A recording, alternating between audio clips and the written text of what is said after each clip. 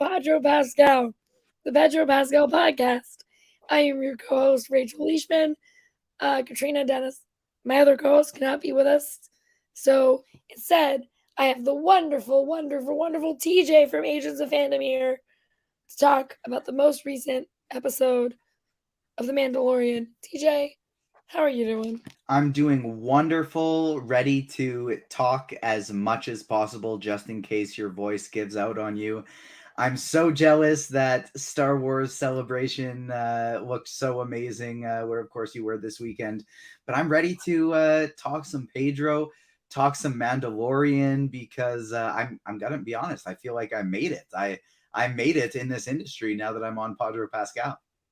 And you are correct. You are gonna have to do a lot of talking because I don't know how much his voice is gonna hold out. Because as TJ said, I was at Star Wars Celebration, which, if you guys recall, the last time I went to Star Wars Celebration, this exact same thing happened. Because I get really excited and I yell and I talk a lot. And I don't drink water like I'm supposed to, and it just eventually completely takes my voice out, which is where I am today. TJ, so you're a big head honcho over at Agents of Fandom. Explain to the people who might not know what Agents of Fandom is and what you guys do. So, about a year and a half ago, myself and two others by the name of Garrett Blaney and Ruben Rapalda, we answered an ad for a website in the industry that was looking for some social media help. And we kind of met there and realized decently quick that we didn't like too many things about how things were handled there, but we really liked each other. And so we decided to start up our own thing called the Agents of Fandom, agentsoffandom.com. And we began as just like coverage of Star Wars and Marvel and DC. We had a podcast. We started up a website. That was about it. And then since our launch a year ago, we have 30 people on our team now, and they're all just so wonderfully incredible. You got to hang out with some of them in London, and just we've expanded. It's not only are we doing things like sports and music, but anything you find on TV or in the movie theater, we're going to be covering, and we got fantastic people doing it. And so it's been a whirlwind how fast it's kind of exploded, but it's been a lot of fun. Yeah, you guys are everywhere. Rules. Makes me very happy. I'm like, wait, there they are. There's everybody. And I mean, we'll chat. We'll chat more, but hopefully, there we are, Rachel. Hopefully, there we are. We are. That's y'all will know later, but hopefully. But yeah, so we are here to talk about episode 7 of The Mandalorian, titled The Spies, which we know we're behind. I don't know when Ashley's gonna edit which order, but I know episode 6 is also coming out at the same time episode 7 is for us. Again, I was at Star Wars Celebration. You gotta cut me some slack. But episode 7 is The Spies, which takes place pretty much right after episode 6. And so TJ, what did you think of this episode as a whole in the grand scheme of this season? There's a spider on the floor, and so I need you to know that I am sacrificing everything to keep my eyes on the camera and give this thought, and maybe that spider is going to get away, and I can only hope that I'll turn into Spider-Man or something if it ends up coming and biting me, because I'm terrified right now, but I'm going to fight through the adversity. This was a phenomenal episode. Like, it really tied everything together. From like, we had some episodes early in the season that, although I really enjoyed them, they did feel a little out of place. Like episode 3, they go from hype Mandalorian stuff, Mythosaur, to random Empire characters we haven't seen for a while to tell this story. And we realize now why that story is important, why they had to get parts of it out. But at the time, it felt a little bit out of place, and I'm really happy that they just kind of tied it in a bow in a beautiful way here in the penultimate episode. It made me want to fist bump. It made me gasp. Exciting throughout, with massive implications for the Star Wars universe and for our little Din and our little Grogu. And so super exciting episode. I loved it. Yeah, I mean, this is the one. So Wednesday before Star Wars Celebration, they showed us, or we got the episode with Lizzo and Jack Black, and then we got on days. On Friday, we got to see the scene with Moff Gideon first. And then on that evening, they said, "Oh, wait till you're done, TJ." TJ killed it. I got him. He's gone. Um, but on Wednesday we got the Jack Black episode of last week. On Friday during the panel, we saw that Moff Gideon scene from the first part of this episode. They showed that at the Lucasfilm panel, and then they said, "Come back at 6 and you'll see the whole episode." So we saw that episode at Star Wars Celebration and just had to sit on it for however many days. We couldn't talk about it. It was embargoed. So it's great to like that other people have seen it because we were all like, what does this mean? So much shit went down. And we just had to sit there like Grogu has legs. But it is one of those episodes that I think like does a really good job of keeping you on your toes, setting you up for the finale. You kind of understand like what the goal is. Like obviously Bo and the armor and Grogu are gonna try and go save Din. But I do like the setup. And so before we get into the meat of the episode, what did you think after the Jack Black Lizzo episode was going to happen as the like here's where the rest of this season will go? So it made like I feel like I liked the Jack Black Lizzo episode more than most people did. Like to me, this Like season, yeah, like to me, season 3 has basically followed the exact same format as season 1. Episodes 1 through 6 are a mission of the week. Episode 7 introduces Moff Gideon. And so to get this in episode 6, while it felt a little bit late, I really enjoyed it. I love the Jack Black and Lizzo cameos, and it made sense that they needed to go recruit some more Mandalorians. And so getting the them as part of the squad has been nice. And the one kind of question from this season that I felt like this doesn't make sense. Like I get that the storyline of this season is not as Din and Grogu focused. It's on the rebuilding of Mandalore and the entire planet, the entire people, with Bo-Katan being alongside them as kind of the co-leads. And I've enjoyed the storylines, and I felt like the foreshadowing is leading to a point, except for one that I didn't get, and that was Eli Kane, played by Katie O'Brien, Jentora and Ant-Man and the Wasp: Quantumania. Loved her there. When they did this kind of story in episode 3, I kept coming back to, well, if she's still working for Moff Gideon, he's still out there. That's what we're assuming at this point. Why the hell are they frying his brain? Because he was working for them. Do they not want this information again? We know they're talking so much about cloning.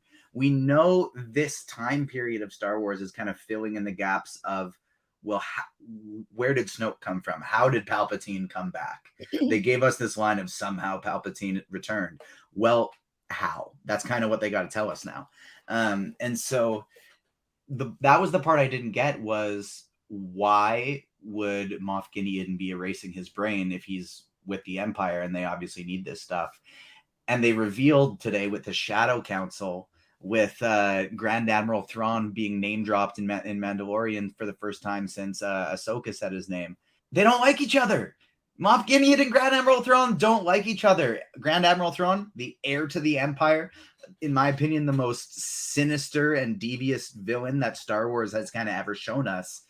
Moff Gideon doesn't like him. He's threatened by him. He doesn't even know if he's really out there. He might just be a myth. And so that answered my biggest question of the entire season this episode. And I was so happy that they kind of filled me in, because I honestly had no idea. Yeah, and in that scene you're talking about, Moff Gideon says to Brendel Hux, "That's your Daddy Hux." He says, which is Domhnall Gleeson's brother, which I do love. I was in when they showed that the Lucasfilm panel, I like cackled, and people were like looking at me, and I finally was like, that's Brian Gleeson, that's Domhnall's brother, that's Brendan Gleeson's other son.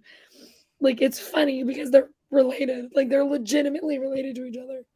I do like, he pushes the cloning stuff away. So it was like, oh, the cloning stuff that Dr. Pershing wanted to do was never really what Moff Gideon wanted. Moff Gideon wanted to know what Grogu's deal was, not necessarily to clone him. which I think is kind of fascinating to unpack. And he was chilling on Mandalore the whole time. This guy's been there. Like, that's crazy. He's been going at this stuff for a while, and so that's why I do want to kind of dive more into what you said earlier about who is going to be coming to save Din and potentially where episode 9 is, or episode 8, 9, 9, 8, Wait, 8. specific. Where episode 8 is going to be going here, because I think we're in for a lot of chaos in this final episode, and I'm excited. But that was the other big, like, mind-blowing thing to me is like, where has he been this whole time? Where is he getting all of these resources? Well, he's been chilling on Mandalore the entire time. Yeah, and in a way that, like, so when Din was there, Moff Gideon was there, like, they could have figured that out, but he was so in his own head about being, like, redeemed that he didn't even recognize that, like, hey, seems weird. Like, seems like maybe other people are here. So And that like, as we episode, saw this episode too, like, multiple other people are there. There's been Mandalorians there the entire time, which kind of makes me wonder, Moff Gideon can't be working alone here. There's got to be some people on the inside. no, and like, it's one of those things too where I wanted to be like, why did the Mandalorians leave Beskar? He got Beskar from Mandalore, so it was still there. So you guys didn't think like, oh hey, maybe we should figure that out before someone takes the one thing that makes Mandalorians Mandalorians? The math ain't nothing. Like, I was like, why would you guys just like abandon that aspect of Mandalore when you fled? Because now, like, yeah, Moff Gideon has fucking Beskar. I'm not even going to beat around it anymore, because I just want to talk about it. They're building this armor. This isn't easy to do. Yeah. There's some horns on that little helmet he's got going here. It's peculiar that right before Din gets captured and all this is going down, who's the first people to say that they're going to go back to the ship? Who's the first person that kind of disappears? It's the armorer. Is this not a change of heart and her just being like, ooh, Bo-Katan, I like you now, you're a good leader? Is this just the armorer setting up Bo-Katan, Din, and that entire group of Mandalorians, setting them up and gifting them to Moff Gideon? Maybe. I think yeah, it is interesting. Like, she was like, "Oh, I'll go." You were one of the first to like volunteer. So like, it's just weird. So like, to backtrack a little, so obviously we have that first scene. Moff Gideon's doing this cool little, it starts with Elliot Kane walking through Coruscant, gets a transmission from Moff Gideon. She's explaining to Moff Gideon what happened on Navarro. She's like, Empire didn't help, the Mandalorians did. And Moff Gideon's pissed about it. So he's walking down this hallway, which is, it's so cool because it's so Empire, but also like just like a cool Star Wars shot that he's walking down and the red things are dropping as he's walking. It was just very cool to see. And he walks into this council. They're all talking. He insults Hux. He's like pissed because Thrawn's not there. And he's like, oh, well, like, where's Thrawn? Keep bringing him up. And Thrawn's homie is like, but we're keeping him in hiding. But they keep saying his name. That's what I don't get. Is they're like, we don't want people to know. I'm like, but you've said his name 100 fucking times. And Moff Gideon says to you, I've heard rumors from all around the galaxy, never about Thrawn. That should have been enough when he's like, I've never heard Thrawn's name, and all you do is fucking say his name. So clearly, it's not getting out from here because someone would have turned around and said, oh, Thrawn's back. Which I think is very funny. I do like that. The Moff Gideon's like, you're full of bullshit. Well, what I love about it too is that, like, one person's out there looking for him. One person said his name with Ahsoka searching for him. But what I do find so interesting too is, obviously, now that we know, I saw a tweet about this today. I apologize to the person who posted it because I don't remember who it was, but somebody was just saying, like, what if Thrawn doesn't even like know who Moff Gideon is? Like, what if he's just like, or knows who he is, but is just like, irrelevant to him. Like, this is just a pawn in Thrawn's game, and Moff Gideon's like, it's me versus him. One of us is gonna be like the guy who leads the Empire. And Thrawn's like, who? You're who? Sorry, you did what to Mandalorian culture? And just like wipe him off the board. That would be so wild if it's not the Mandalorians and Grogu who end up saving Din. It's Thrawn who just like beats the shit out of Moff Gideon's forces. I mean, it'd be a cool way of bringing the character in prior to Ahsoka too. To like have him be there just making fun of Moff Gideon for how he views him, which fits with Moff Gideon's character too, because he's like, I'm important. Are you? You're nowhere in the future. None of us have seen Moff Gideon. So it's like, what happens to you? That is like that first section. And then it goes into Din and, this is why I love The Mandalorian. Din and Bo land on Navarro. They drop off all of the new Mandalorians. And then you can already tell that they're kind of like, I don't think this is going to work. Like, it is instantaneous. They get a home. They're part of their home. And then they're like, Kitty. Shadow's here. Shadow. Benji, come here. Benji's not moving. Benji's at the end of my bed. It is very funny that the Mandalorians have a home finally, but it's not good enough. Like, there's stuff that happens in between, and we'll get to that. But I do love that they land back on Navarro. They bring everyone to Navarro, and it lasts for 2.5 seconds. They're just like, never mind, we're good. This place is great to meet and talk about that we're never going to stay here. It's so stupid. Like, it's truly like, why? Why would you try that when you could instead just stay on Navarro and have a job? Yeah, exactly. It's a lot of convenience that kind of leads me to somebody's got to be a mole, because it takes us back to, with like obviously the two other like big aspects of the episode is the end, what happens to Din, but of course what Grogu's change in scenery for the episode. But that's kind of what's crazy is like when Moff Gideon strikes down Din and like rips him all apart. Like, obviously, yes, he could see there that the Darksaber isn't on him, but how does he know that Bo-Katan specifically is the one with the Darksaber at this point? That would be information that he wouldn't have come across. And so maybe that's just a great assumption on his part, but you kind of feel like he's got somebody on the inside, and that was kind of one of the ways that he accidentally let it slip. And so going back to Mandalore so quick, that could be kind of partially escalated from somebody on the inside being like, yes, let's go to Moff Gideon so he can take all this side of Mandalorian culture that I don't like right out. It's just one of those things where I'm like, oh, it's weird. It's so quick that I think you're right. Like, there has to be something going on because it's so fast when they get back to Navarro that it doesn't make any sense for them to otherwise leave. But before they leave, now TJ has another animal. This is Obi-Wan. He always loves coming in for Star Wars talk. Hey, Obi-Wan, welcome.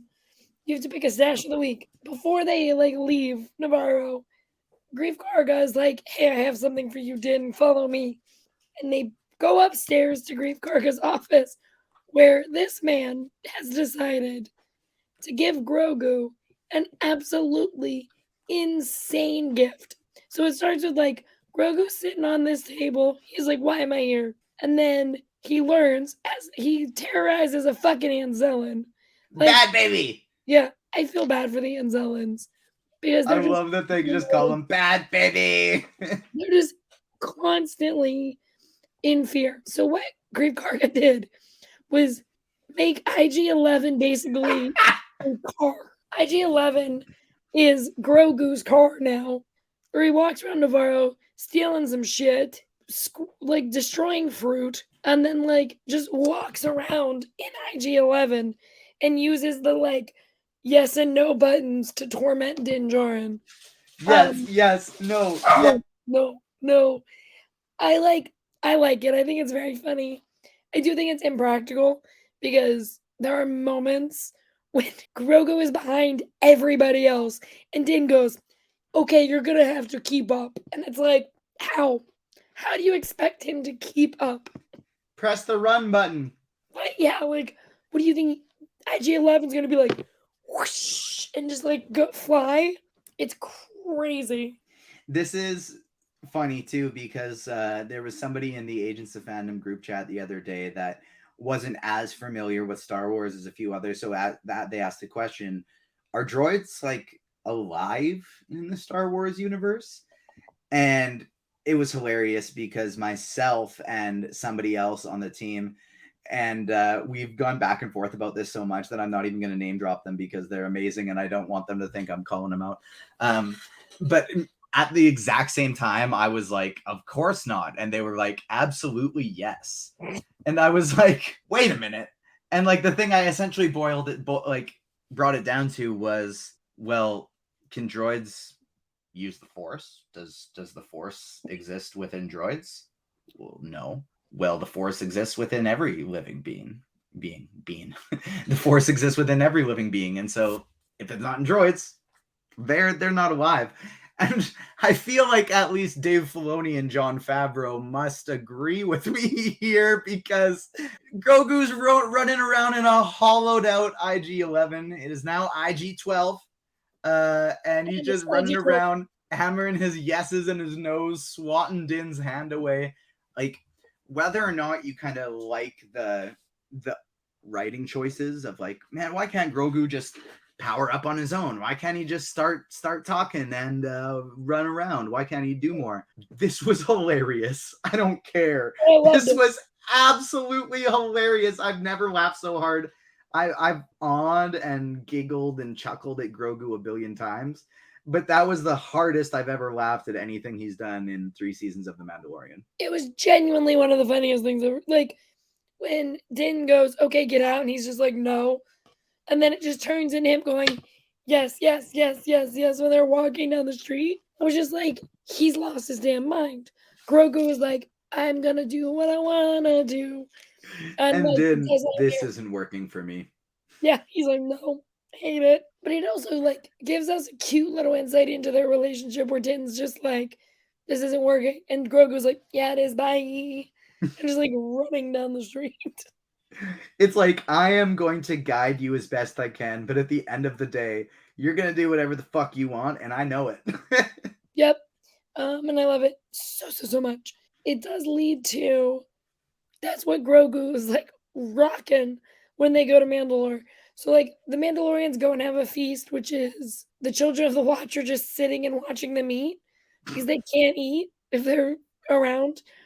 But Bo-Katan's clan is like, all right, we need to go to Mandalore. We're Mandalorians. And they all agree. And so then it becomes like a, who will go with me, Bo-Katan, to Mandalore, the first like group. And Din volunteers himself and Grogu, who stands up on a rock to be like, yes, I'm gonna go. But he was sitting down and he stands up to like nod, which I think is the funniest shit I've ever seen because he's just like, yes, I'll go. He's this big. It's the tiniest thing I've ever seen.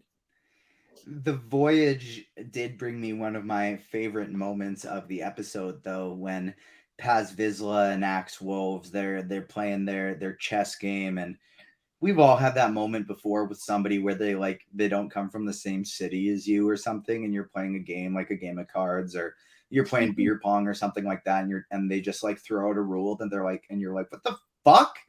Absolutely not. Why would you get 3 cups because you almost missed and got lucky and it bounced in this cup? Get out of here. You don't know how to play beer pong. We've had like that moment before with somebody in some kind of game. And so that was funny seeing them go at it.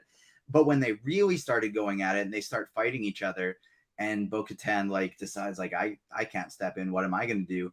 And Grogu separates them. He's like, no. Enough. Bitch, we're supposed to be together. Like, we're leaving this behind. He says, no. I loved it so much. No. So what happens is they all leave Navarro. They fly. Grogu's flying with the ladies. And all the Mandalorians drop down. They're like, what's going on? And they see a pirate ship coming towards them. Which is like Mandalorians who never left. And they were like, oh, Bo-Katan, we knew you wouldn't leave us. And so they all get on this ship together, which is when Paz Vizsla and Axe Wolves have this like brawl over a fucking game. And then Paz Vizsla has this like knife that's like toxic masculinity at its yeah, it's finest. crazy. Obviously the fight ends with Grogu. And then as they are going to leave, or like they're going to like the next thing, they start getting attacked by like not really Mandalorians. Because I think it's Bo-Katan who was like, those aren't like who are these Mandalorians? Or something. Like someone realizes that those are not allies, those are not Mandalorians that they know. And so they all run into this cave. Because listen, I love the Mandalorians, but they are the dumbest individuals I've ever met in my entire life. Like they're so stupid. They're like, oh, we have to hide. Let's go into this cave. That's what I love is like every time somebody like brings up an argument where it's like, why do you guys live here? It's so dangerous. Why would you do this? It's so stupid. There's precedent. There's precedent about of them being dumb. And so you just have to go with it because they are brawn, not brains, most of the time. Satine's not there. Bo-Katan is here being the brains of this operation. We bring this back to the Clone Wars. She was not the brains. She was the brawn. She was the muscle. She hit first and asked questions later. And now she's the one trying to be like, can we all be level-headed here? Can we all just be calm and think things through? This is the somebody who was the polar opposite trying to bring things together. This is the kid in elementary school and high school who was an absolute terror and then decides to be a teacher, and then they get there and they're like, oh fuck, was that me? That's Bo in this situation, because that is what she was like when her sister Satine was out here trying to rule everything peacefully and sensefully, and now all these warriors are left and they're just like, what? Fight? No, hide, cave. And it's just like, I get it on the one hand. I'm like, yeah, go to the cave. You're trying to find cover, sure. But then they just like keep going, and when shit goes wrong, they're like, how did that happen? You went into a cave. The last time you guys went into a cave on Mandalore, Din Djarin almost died 4 times. Like, there's no logic at all. I think part of that comes with like arrogance. Like there's a very fine line between fear and stupidity. Like you go jump off something really high with your friends after a few drinks, you land and it's fine. That was fun. That was crazy. I can't believe we weren't too scared to do that. You fall and break your ankle and you break your arm. You're an idiot.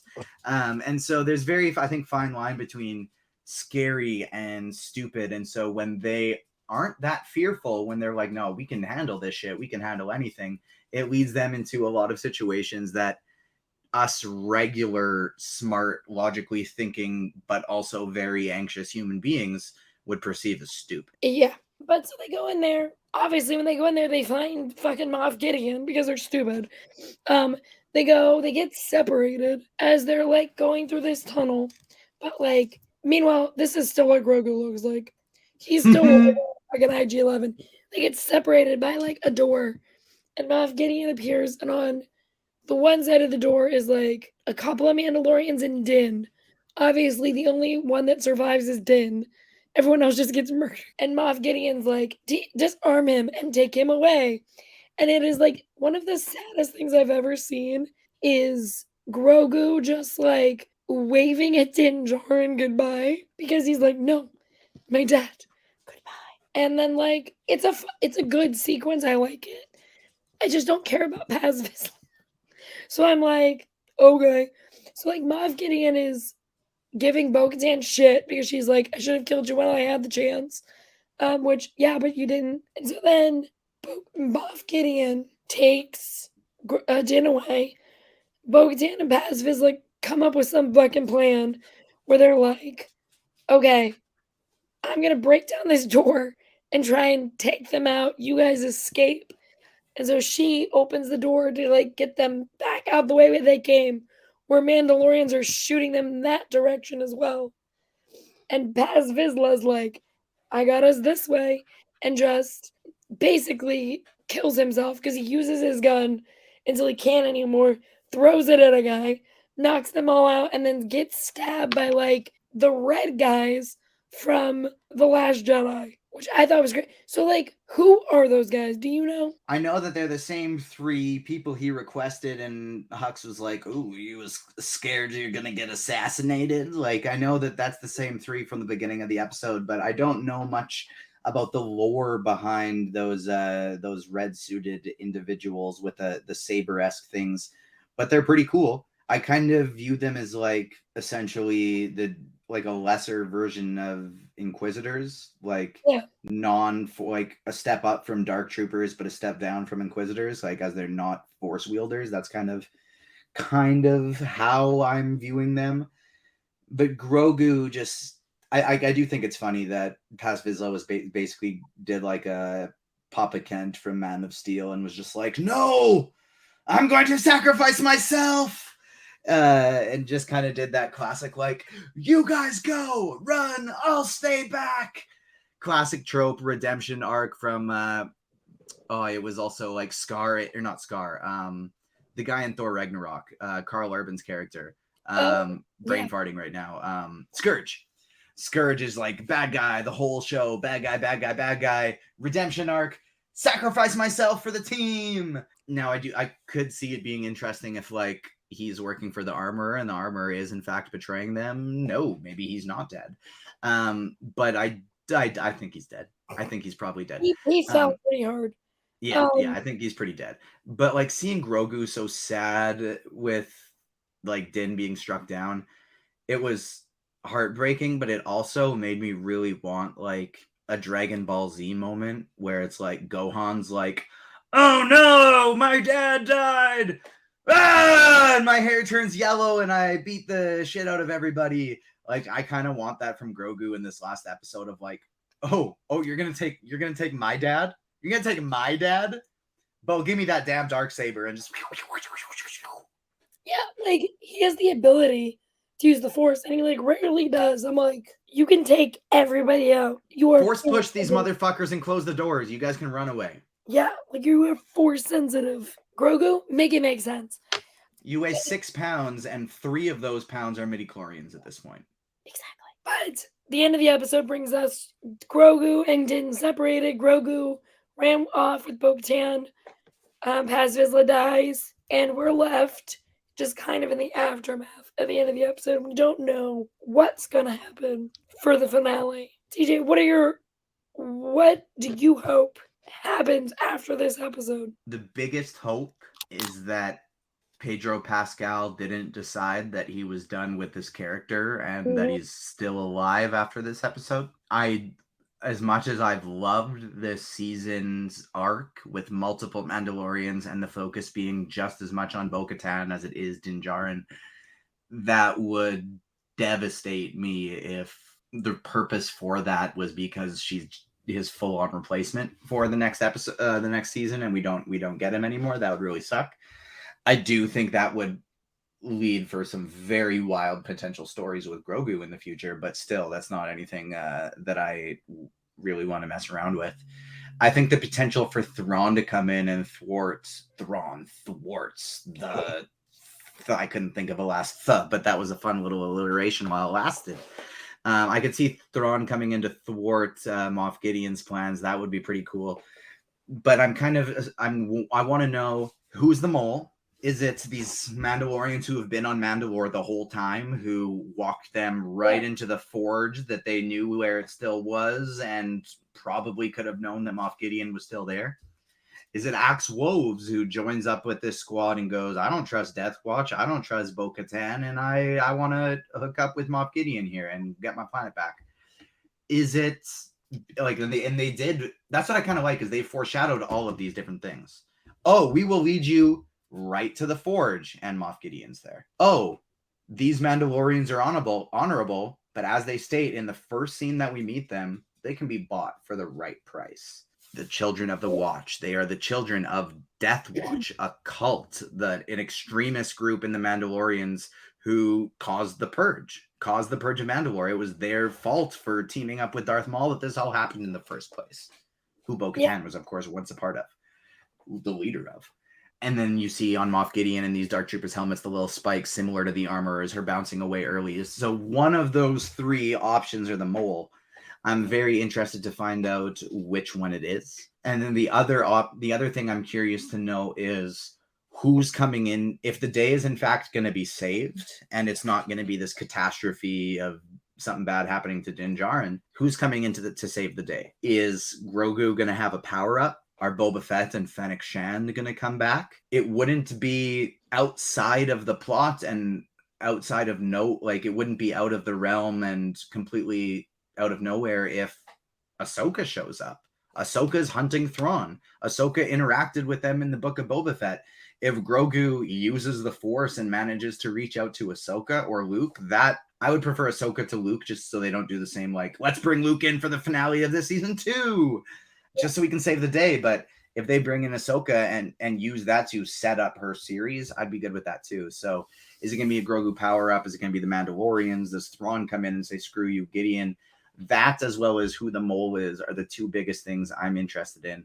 I'd like a nice wrap-up of the story and something to set up Ahsoka, but as long as Din Djarin is alive and they don't take any huge left turns that are like, we couldn't possibly have seen this coming, then I'm probably going to be happy. I like everything I think about this season. I'm like, I don't even know what I think would happen, if that makes sense. Like, everything has kept me on my toes, where I'm like, oh, I guess I didn't even think about Moff Gideon coming back in this way, or like having his council or any of that. So I'm like, I hope Pedro Pascal still has a paycheck. I want Din Djarin to stay alive, but other than that, I don't really have any like theories for what's gonna happen in the finale. That's the thing, is like, I would, the Rebels fan in me, which is just going crazy right now with all the goods that we got at Star Wars Celebration. And I mean, like, I'll tilt my camera here. Obviously, you see all the Grogu goods behind me, but like, you can see my nice Ahsoka figure here as well, and all my other favorites that we got cooking. I would love if Ahsoka shows up, and then at the end of the episode, she's talking about Catan, and she's like, "So, where can I find Sabine?" Like, something like that would just, like, that would make me so happy. But at the same time, I understand why they wouldn't do that, because people are already complaining enough that, like, this was supposed to be Din Djarin and Grogu's show, and there's all these other people now. And so it'd be lovely for Grogu to be the one who saves the day. I feel like that's kind of my number one hope. But if Ahsoka comes in, I'm never going to be sad. That's my favorite character. That's my girl. She just got announced today. We're recording this on a Wednesday, and it got announced today that I'm going to Calgary Expo doing press for Agents of Fandom at the end of the month, and Ashley Eckstein is going to be there, and I'm so excited to see her. I met her once, and so I'm so excited to chat again. And this panel is just wild. Andy Serkis got announced yesterday. Hayden Christensen's going to be there. James McAvoy. I'm so excited. It's wild. David Harbour. It's crazy. One of the wild things that I didn't realize, and this is off topic, but it's still Star Wars. All this cloning stuff is obviously leading to Snoke stuff. And how did Palpatine return?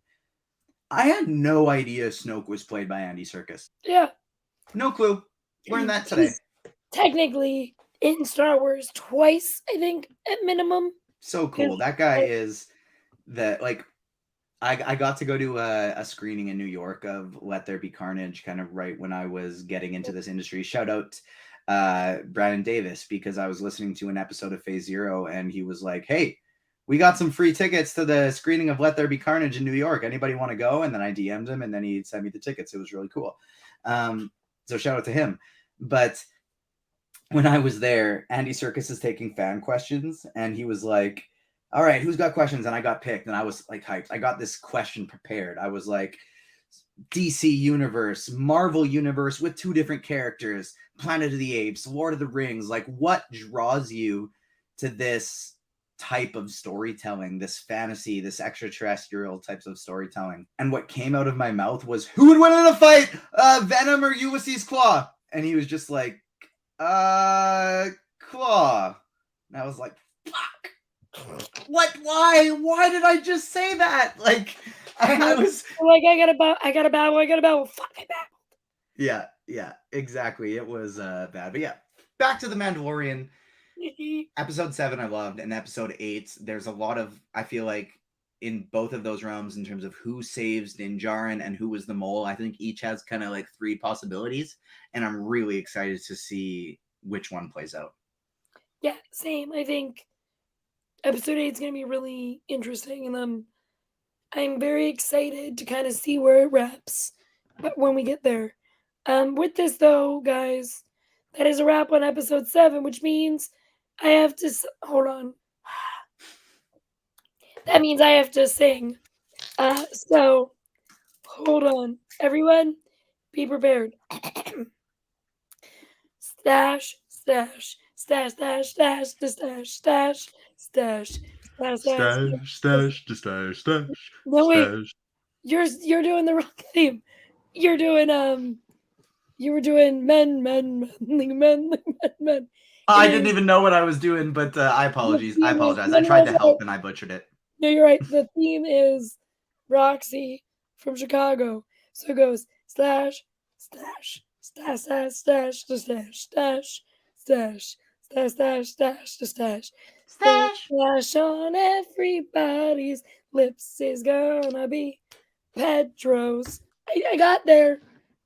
You crushed it. But I got there. You crushed it. I will go first so you can see kind of how stash of the week goes. My stash pick of the week comes from the Esquire interview that Podro Pascal did, where he's laying on a couch with a dog. It's a beautiful shot. There's a dog in it, and it's just genuinely a great photo shoot. It was really hard to pick a good pick, and yet I did it. This picture rules. I love this dog so much. He's so old, and yeah, great stash, great vibe. So TJ, for you picked a great one. You picked a meme, as it were. You picked this shot from Unbearable Weight of Massive Talent. Tell the viewers why. So this is some backstory for everyone. This is a very important movie in my life because it really it opened my eyes. You know, I've always been a fan of Pedro Pascal's work. He's a handsome man. He's an incredible talent. But I didn't quite understand the obsession, you know.